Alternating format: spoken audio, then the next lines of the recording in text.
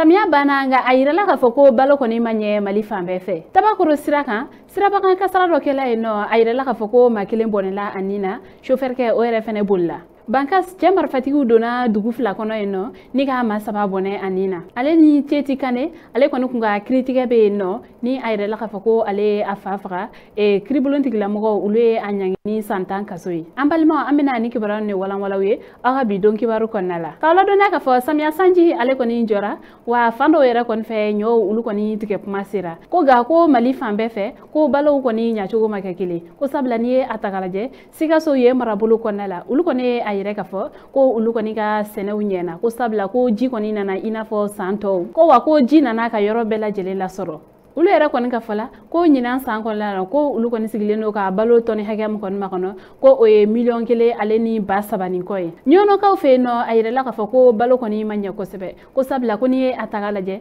ko nyina san kon la ko gele chama koni ndona senela ni o kara sababu e ulu koni ka e balo manye ko sabla ni atagala je santo la ko hectare kele kon la ko boro bidru fo kata se bioroma ko do era koni feneta o beta fo bioron durla o be se ka bo hectare kele kon la ko ga nyina san konala hectare kele o nyaw kon tikele ko o konte boro bisaba kon yere nyambo ko do yere kon fenela ko ote ali boro mgan yere bo senekala ulu kone ayere ka fo ko nyina Samia Sanji koni nala ko ga ko mu kone ato balo maseka nye ko ulu kone meseka fem kon soro ka fala ko o e angere ko gele ko angere koni songo ko ngele ko wa ko angere yere kon fene kun teka seka soro ko wati mi yere kon fenela ko angere o sela ka soro ko o koni kala ka soro nyo ulu koni dana kateme kalo fla nyokona kan ko angere koni dona ola ko ga akoni maseka kana fa ba koni nye seneke fenu nunyi ko kerengere ne ala kuru mari ni ale yere kon fene be nyono ko ulu yere kon fene ka gele ko o kon fene juwela ni tawtay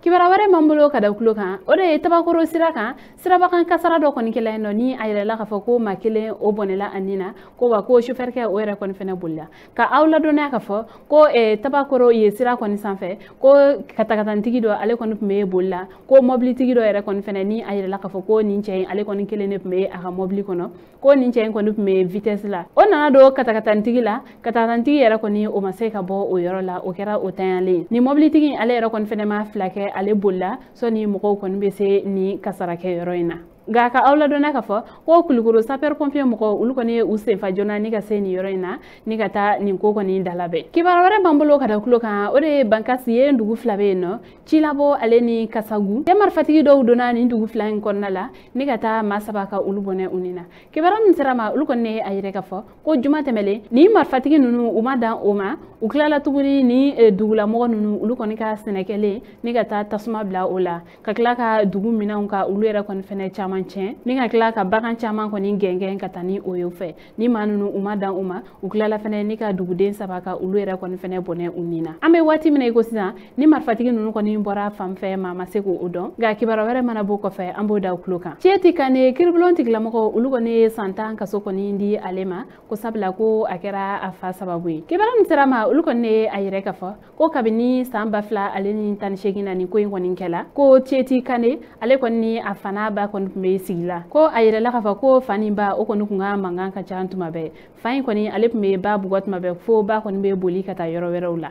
tieti kane ko mi ale yara koni fene bal ko leno ale koni ferege ni ka ba wule ka singana ni oye ga oshila fa o ma aga kelew dabla ka nya simbama tieti kane ale koni fene willawla kata se dugu ma korobaw ma uluka fa wule ni ka se ka pumana aka toka ba koni kelel dabla ni chugala denge ni oye tieti kane ale koni o baram ke o maja fae faira kon fene flene ka berere ta denge kama ap me fe kata o koni oy nga denge koni ko dole ma wara koni akana bo denge ma ka ala dona ka foko fani bere koni be na le akama denge ale re koni fene ayere soro wati mina oye bere koni mine fala ni ka faira bu koni bere o yoro la fa fene tan lati o kera yoro mina tieti kane ni oye denge ale koni fene tara fintigi la ka fe ni ka ta ayere kufo ko sabla ko ale koni afa faka kritika mun koni dabolendo ni wati laban na samba fla ani mugan fla konnala tieti kane ale gon ka kisana la ayre soro o konnala kiriblon tigila mo ulu koni e tieti kane ka ale koni ka nimbara nun koni belala je kabina adamne ka soro ka santan ka so koni ndi ama ambal ma woni kibaro ne mambulo kada okluka ani te aka kuluma jola o kambe ani kona wore